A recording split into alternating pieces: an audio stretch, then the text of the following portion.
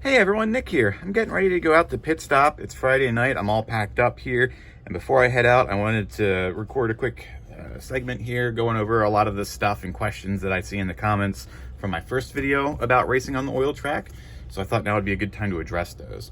A lot of people ask what the oil being used is. It's a used cooking oil from restaurants.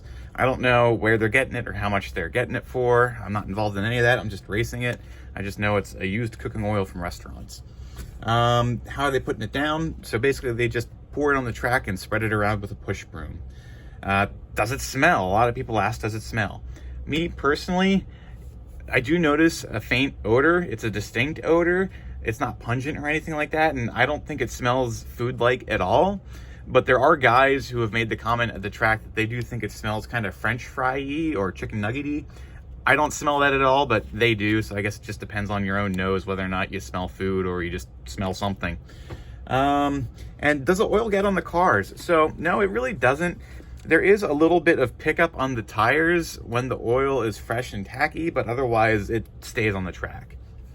Sort of the biggest thing is, what has it been to drive, or what has it been like to drive on so far?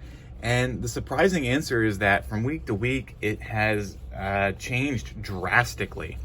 So that first week in that first video, even though I felt like at the time it wasn't as much grip as I thought it would be, it was still on the higher end for what we've experienced so far. The second week, they put down a fresh coat of oil a couple days before the race, and it was still soft and tacky when we raced on it, and it had a lot of grip that week. Now, they didn't do anything else for the third and fourth week, so the oil fully hardened and dried out. And in those cases, for those races, there was almost no grip. It was like driving on an ice rink. And the fourth race was actually a night race, so when the sun went off the track, it got even slower. Just for comparison, to talk about fast lap times, these are my own personal fast lap times from the mains. That first week was a 24.8. The second week it was faster, it was a 22.9. The third week it was really slow at a 25.8. And that fourth week in the nighttime race, it was even slower at 26.9. Some people have speculated online that I've seen that, they think it's the dust getting on the track because the whole track isn't covered in oil, and that's why the grip disappears. I kind of completely disagree with that, because the amount of dust has been the same from week to week to week on the track, right? So the dust levels aren't changing, but the grip levels are. So for that reason, I don't think it's the dust. And also, they blow the track off between rounds and occasionally during practice and stuff like that. And there's really almost no difference that you can feel on the track before they blow it off and after they blow it off. So I really don't think it's the dust. Really, what is changing is the state of the oil, right? When it's fresh and soft and tacky, it's really super grippy. But after it's been on the track for a couple of weeks and it's fully dried out and hardened, it has no grip at all. It's like an ice rink. And when it gets hard like that, the closest thing I can think of to describe it would be like a linoleum flooring or like a wood flooring, something like you might have in your kitchen or your bathroom, that's kind of what the track feels like when it fully dries out. Talking about other tracks that, kind of don't have that problem, right? So down in Australia, their dirt has more sand in it. So even if they let their oil completely dry out, there's still something abrasive in the dirt that can generate grip. Same with the track in Novi, Michigan. I've been told that their dirt is like driving on 40 grit sandpaper, really abrasive. So I think that explains, why Pit Stop has this problem of when the oil dries, the grip just goes away because there's almost no sand at all in the dirt at Pit Stop.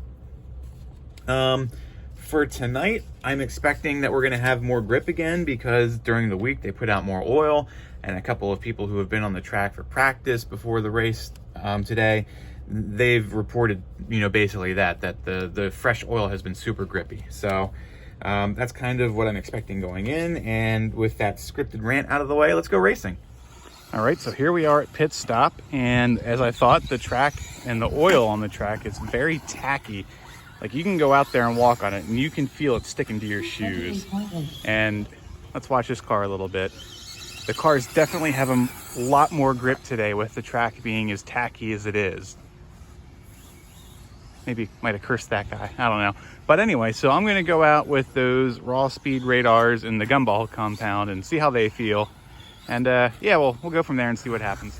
All right, so here we are. I just finished up my second round of qualifying, and I thought I'd give you guys an update on the track. So I just wanted to get like this low shot here so you can see just how shiny that oil is.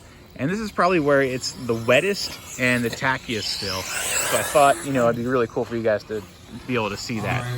But so far the fastest tires for the night, even after the sun has gone down and the track has started to cool off, has been clay compound tires.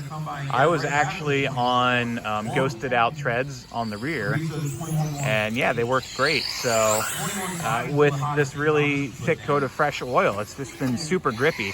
When we first got here and the sun was still out, it was almost like driving on carpet. That's how much grip it felt like it had. But as the sun went down, it's cooled off a little bit. So the grip level's gone down a bit.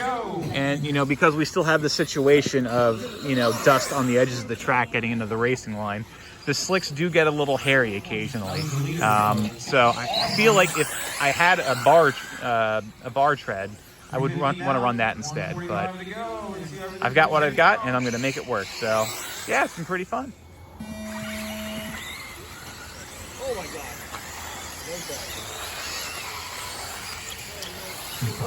Oh my gosh, I'm sorry about that. Go. Go. I have like no shot. Oh, passing that outside pipe. Oh, stay off the pipe, kid.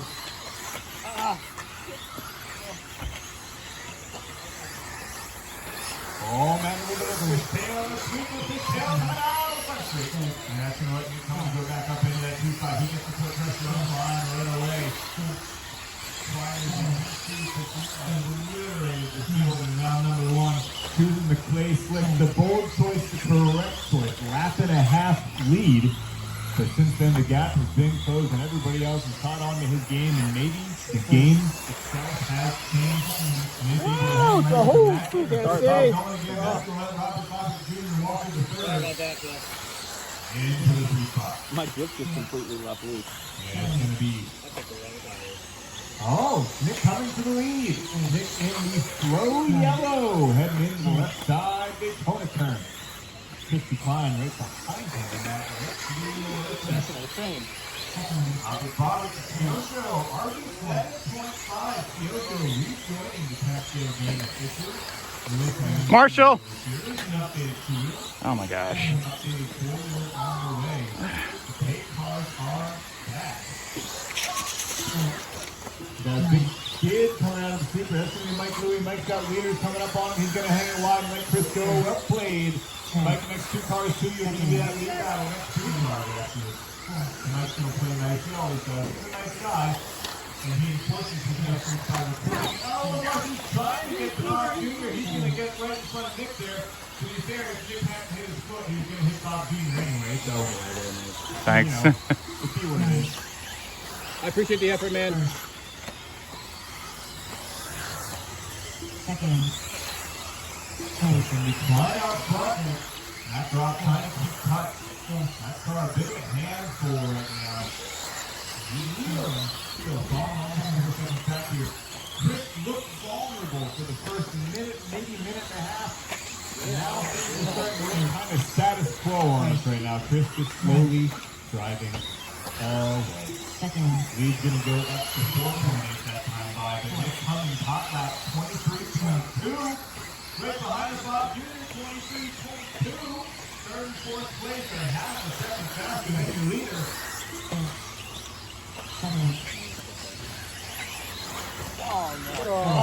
So that oval racer out front in the light blue, he's going to have to put in that consistent work. If you can't put in the sled and then the traffic gets the pull for one special only on Friday. No, so I put a marshal there. Sorry. Second place, 1 car. Thank you. The race is still going to be the Mass Indy Blue Vintage Ride.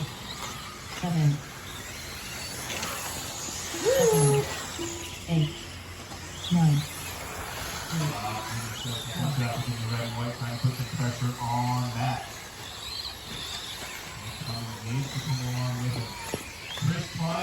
23 flat. He's like, no, I'm just playing. I actually have the most pace.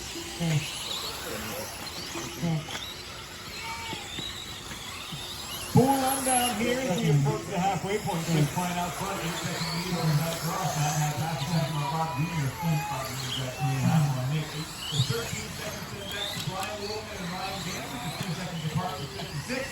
Bill Thompson, Adam Stone, and Tyler Woolman. No shoe tail for 7-8-9. And Mike Lewis, 12 seconds back to Tyler in 10. And Chris goes 22-5. All right, good night. Second.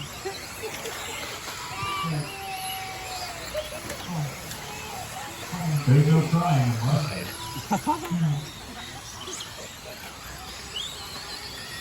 Trying to get away from him. 10.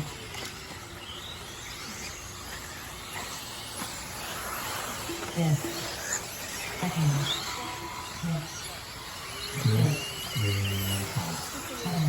11 seconds lead on Matt. Nick to the 3 spot. What happened with Bob Jr.? Hit 28-second lap, backed it up to the 26. Don't know how it happened, but those numbers will do it. Let's find them. Nick in the flow yellow coming into the left side sweeper. Setting his front wheels down first. Seems to be pretty intentional. Doc, guys. Thank you. No, Brian. Thank you. Yep, it's me. Right, Tyler.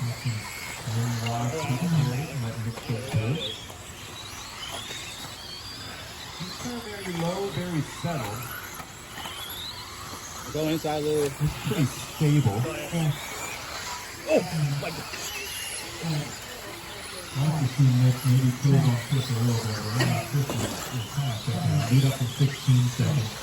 I'm having a flashback to a Raymond Sunday at Bronx where Nick gave Alex Miller everything he could handle. And I'm hoping for one of those sparks again. No.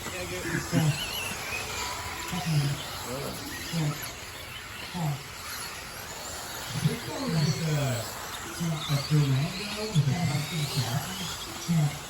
It's absolutely pushing an 80 factory tires on the track. Good time. 9. He's been racing for a while. Nick's older than you think he is.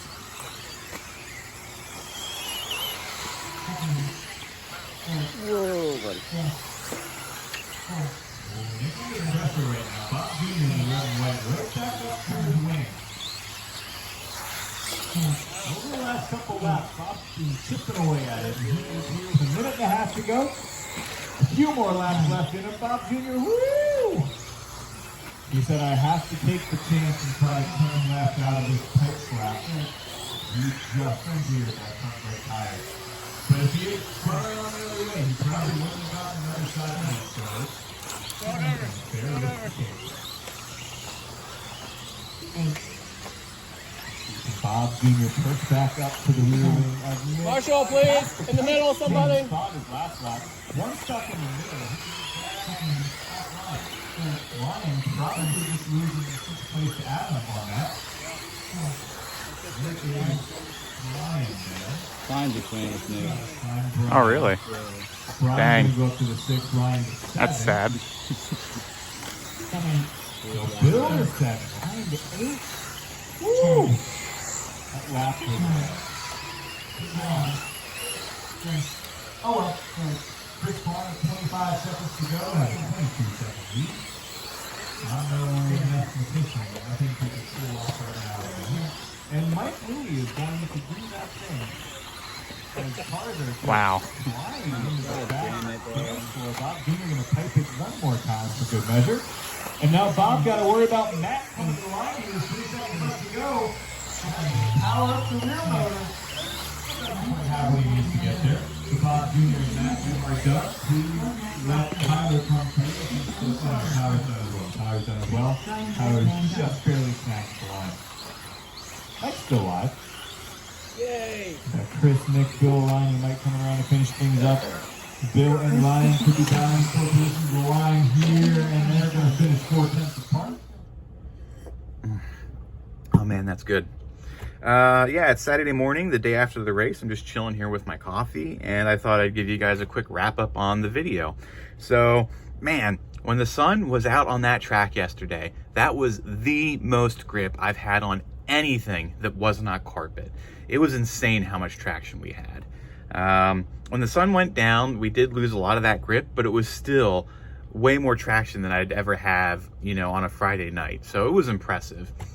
For tires, I was running these raw speed gumball tires. These are slicked out radars in the rear and stage 2s up front. And even when the track got really cool, you know, late in the evening, right, the clay compound was still the fastest choice on that track. There's just something about the way the rubber in the clay compound tires interacts with that oil that just generates tons of grip, even when you think, you know, the track gets really cool and you might want something like a super soft or an ultra soft. There were guys who ran super soft tires and they struggled for grip. Like I said, the slicks in the rear did cause me some issues. You saw that in the main, but still, having the right compound more than made up for that. So I was okay with that. These were the fastest tires I had. Yeah, it was incredible. Now, I don't know if the track's gonna stay like that moving forward. Right next week, I don't know if the track is gonna harden and dry out again like it has in the past weeks and turn into an ice rink again. We'll have to see. I don't know if there's something about the way the oil works where if you put on a really thick coat of oil, if it finally stops hardening or something like that and keeps grippy. I don't know. We'll just have to see. And then I was also talking to the track owner and the guy who does maintenance for the track this year.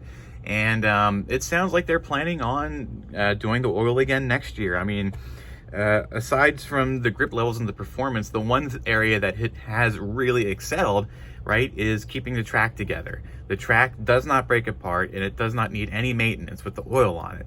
And last week we had a ton of rain the day before we raced, and usually that amount of rain would result in a postponed or a canceled race. And we showed up to race last week and you couldn't tell that it had rained at all. You know, the track was perfect. So I think that says it all about the value of oil in these tracks, right? Especially from the perspective of a track owner who wants to generate income regardless of what happens with the rain throughout the week. It makes sense.